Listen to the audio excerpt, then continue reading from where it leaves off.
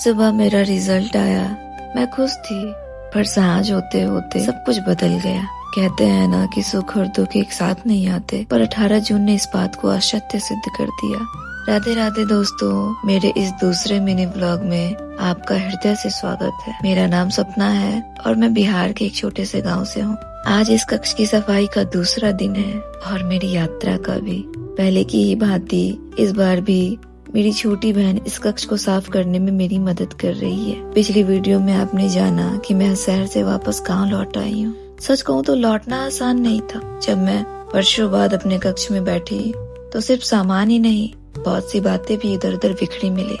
गांव के लोग जब भी मिलते हैं तो बस एक ही प्रश्न करते हैं, क्या तुम शहर वापस नहीं जाओगी? क्या तुमने पढ़ाई छोड़ दी?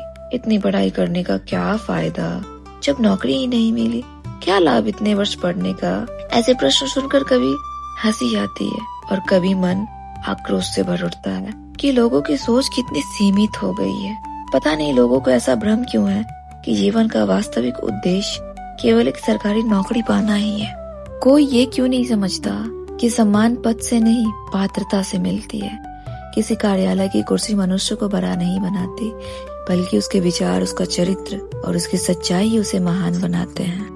कभी कभी तो लगता है जैसे लोगों ने सफलता का मतलब ही भुला दिया है। लोगों की ऐसी बातें सुन अब मेरा भी मन भर आया है, तो चलो सत्य बताया जाए।